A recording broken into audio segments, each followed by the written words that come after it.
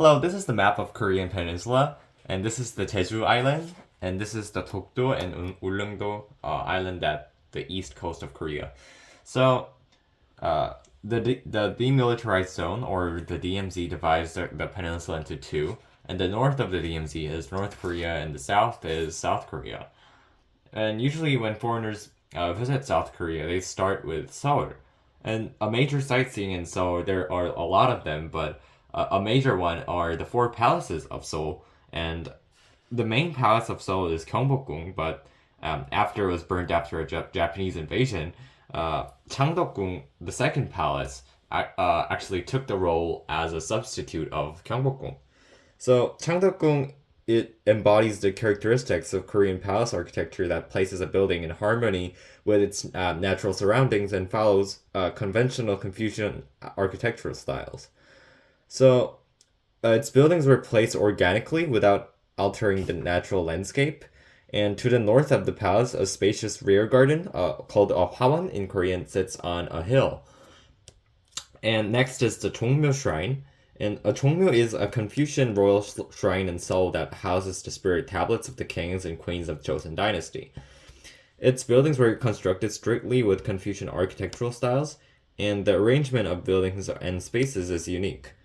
The Jongmyo or an ancestor ritual is still annually performed, and its music and dance are still preserved as an intangible heritage in Korea.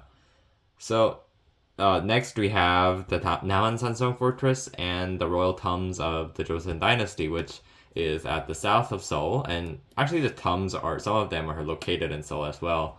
And actually, in Suwon, we have the Hwasong Fortress. And the Hwasong Fortress is an urban fortress in the city, and it was built during the reign of Cheongjo. And it shows a unique architectural style that combines Korean and Western architecture. So all available knowledge of architecture was used to build the fortress, and the entire construction process was documented in Hwasong Songgwak Ulge, published in 1801 by King Cheongjo the Great. All right, next we have the Baekje historic areas and some dolmen sites in Gochang, Hwasun, and Ganghwa. And these are very good sightseeings. Actually, one of the major sightseeings that you can see on the southeast part of Korea. Yes, and this is the tidal flats that we have. I mean, tidal flats, we have a lot of countries have tidal flats, but Korea is known for its uniqueness and its scale. So we have a lot. I think we have one of the most tidal flats in the world. So that's what makes us unique. And we have the Haeinsa Temple as well. And what this temple is famous for is the Changyong Panjeon.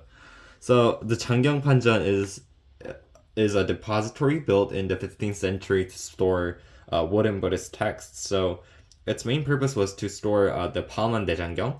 And due to the scientific construction of the depository, the wood blocks have been preserved in impeccable condition for nearly like 600 years.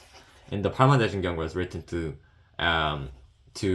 have a desire to written as a desire to fend off the foreign invasions. Okay, so now we have the Gyeongsangdo area, and this area, especially the near Gyeongju, was the capital of the Silla dynasty.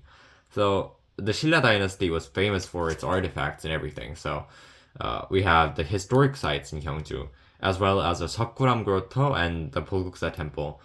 The Seokguram Grotto and the Bulguksa Temple are ancient Buddhist relics from the Silla dynasty. And the Seokguram is an artificial granite grotto containing a statue of the Buddha. And it is considered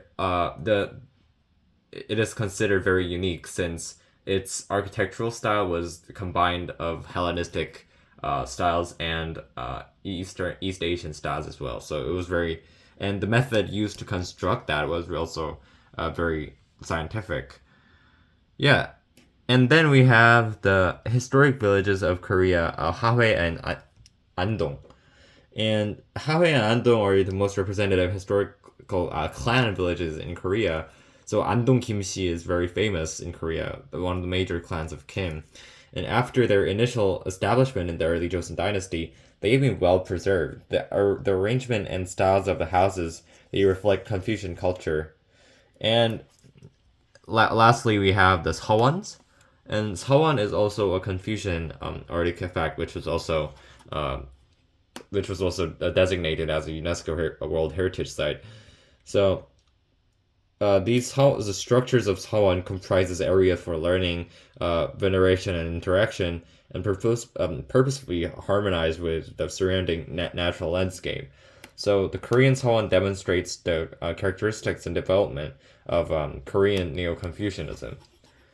Yeah, so that's pretty much it. And there are still a lot of things to see besides the things that I've mentioned. But what I just was trying to say is that there are lots of things that you can see in Korea, not only in Seoul, but also in other places as well. Thank you.